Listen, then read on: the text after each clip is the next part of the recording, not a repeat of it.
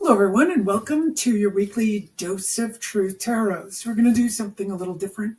We've got a full moon today. It's called the Beaver Moon, and this is the time when the beaver go into, they go into hibernation. They start to prepare for the winter. So we're going to be experiencing the exact same thing, this transition time.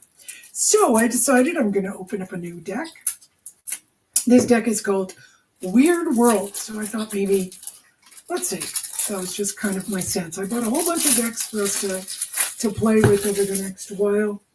And let's start with this Weird World Tarot. All right, I haven't even seen it. Don't know what it looks like. Okay, beautiful photos. So you can kind of see the pictures there. And Five of Pentacles. Could have guessed that was the Five of Pentacles. They're nice, large cards, too. They have a good feel. They're going to be a little bit difficult to shuffle, I think. But we'll get us there. Let's see what's going to happen here.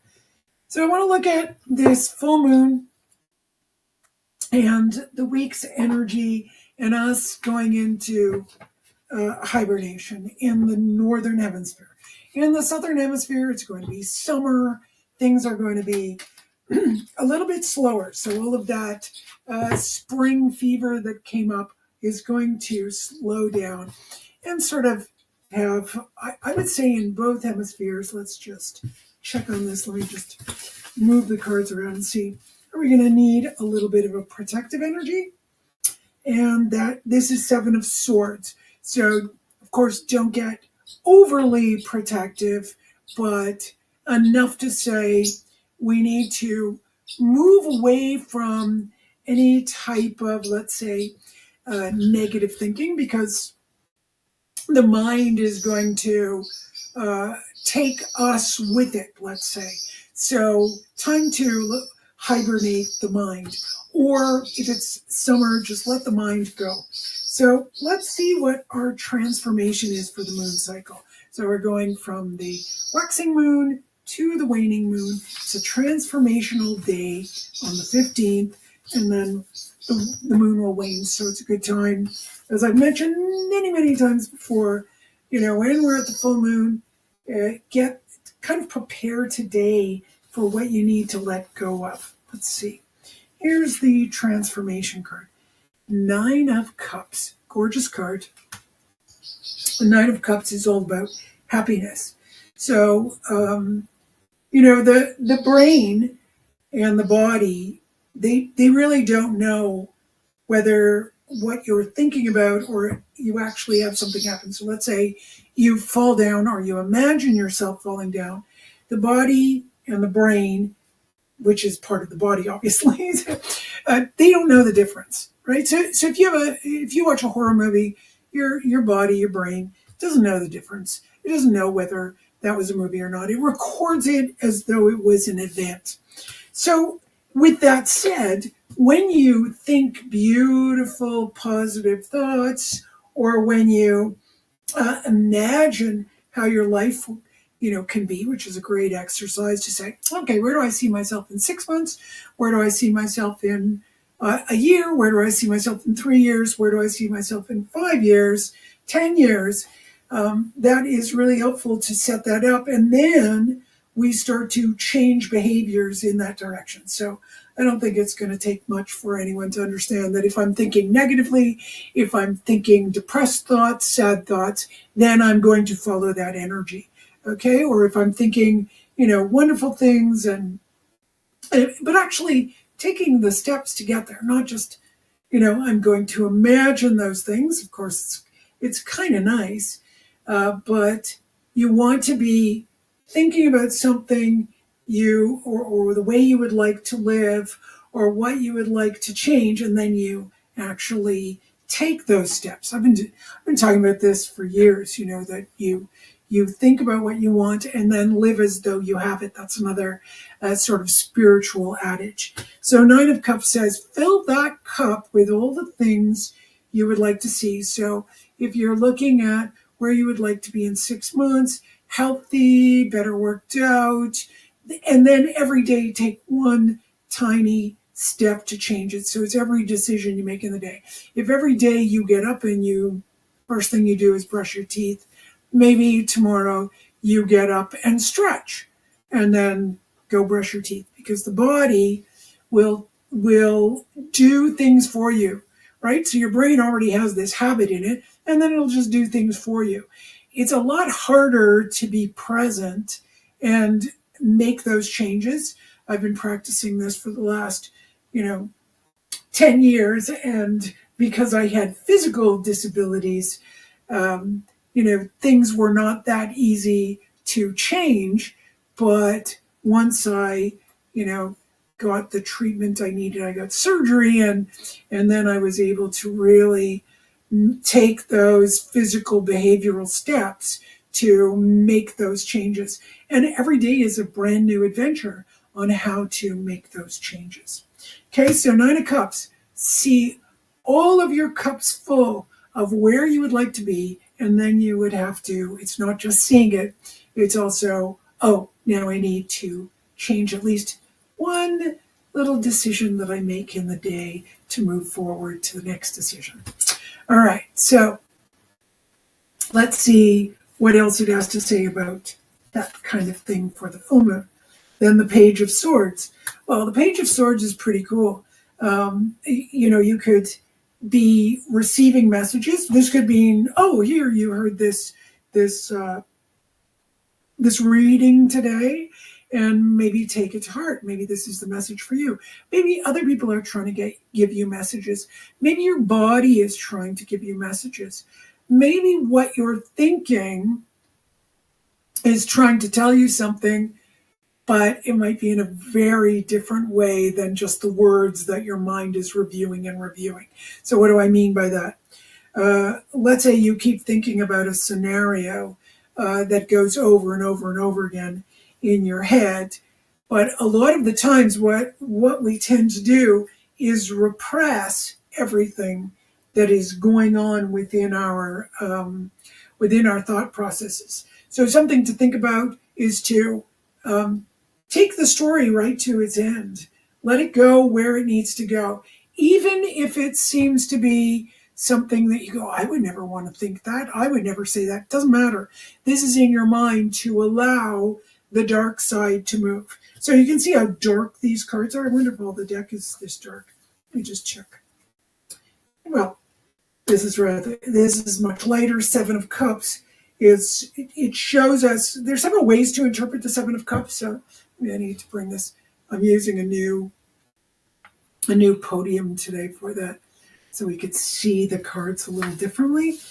But yeah, if I shine a light directly on them, what's going to happen is that it reflects off the card, and we don't like that. So with my little toolkit here, I try my best. So this Seven of Cups, of course, everything's in reverse here. So the Seven of Cups is in the Crowley deck. He always brings it up as debauchery. And it doesn't necessarily have to go in that direction, but it can. So let's say all the dreams and thoughts that you have, you don't want them to be just some addiction or some kind of mental kind of fantasy of life that is never going to be. What you want it to do is allow your thoughts to continue to places that could be very dark for you, but that darkness will release the tension and some of the traumas that are within us. Because very often, I would say that the traumas we're looking at here are the traumas that come from resignation. And it's so interesting that the new moon is bringing this up, and that the cards are bringing this up. I kind of aimed it this way too. I had a little goal in mind to see what goes on. But I have tried this out, allowing my thoughts to go to the end, let them work themselves out, and allow the body to release it. Because don't forget, we have somatic memory, and that memory needs to move so we could change our habits. And once you do that, you could feel yourself freeing up and being able to beautifully come to a place that is freer, more open, more, lighter. Okay. So that's what I'm going to keep focusing on for the full moon, especially since these cards came up. Is there anything else you want to tell us, Weird World Tarot? Whoa, Ten of Swords. Okay, so the Ten of Swords marks a moment where the mind can actually, it's reached its maximum capacity of, let's say, negativity or stories or difficult things that we go through. And that Ten of Swords, what we can do with it is kind of go, all right, so I see that, my mind is harming me. My mind is telling me things that are difficult, because usually the mind can either tell us that we're wonderful and we're great and we're fantastic, but our lives are not demonstrating that. So obviously it's false. Yes. Or we might find difficulties. I have a story of someone who came in to see me many, many years ago. I'd say it's about 30 years ago. And this person was beautiful, gorgeous, blonde, tall, perfect figure, perfect face, perfect hair. Everything was wonderful. And she proceeded to tell me all about how she thinks positively, and how, no matter what happens in her life, it's what she tells her kids. If they have something bad that goes on, she turns it into a positive spin. And I thought, well, if everything's working so well, then, why are you here? She said, well, the weirdest thing happened. They kicked me out of the house. They threw me out. They threw me into the street, my clothes in the gutter, etc. So I just went, oh, well, that makes a lot of sense, because if you think positively, but you're not really, if you just think positively, you can attract, let's say, dirt. It's like wearing a white dress and attracting dirt. The other thing is thinking positively when someone is going through a difficult time. Wow, that's really horrible. So you can think of lots of scenarios where positive thinking can be very damaging or just not work because it's covering something up. The other thing about this Ten of Swords is it's time for it to break. So 10 is allowing it. You've gone to the maximum amount of thinking that can be destructive or awful or ruin your day. Okay, so when you get to this maximum amount, it kind of knocks itself out. The mind knocks itself out. Mind is swords. That's air element in the tarot. And, you just kind of like, okay, I'm done. But you have to get there, because some people say, oh, I'm at my maximum. You're not at your maximum until you are. And we never know what that maximum is, the maximum amount you can manage. So, really let those thoughts do what they need to so they can die, literally, right? There you go in the tarot. So those thoughts can die. In the swords, it's all about 10 different thoughts. 10 is the maximum. So it's millions and millions of thoughts that need to die. Okay? So, we'll see how we work this camera, right? So they need to die. Look at that blood that comes out of this imagery. It's fantastic. It's like you've bled yourself enough. But you really, really, really, really have to get to the place where you have bled yourself enough. So, let them run rampant. Don't resist them. Let them go to their conclusion, and then, see how you let it go.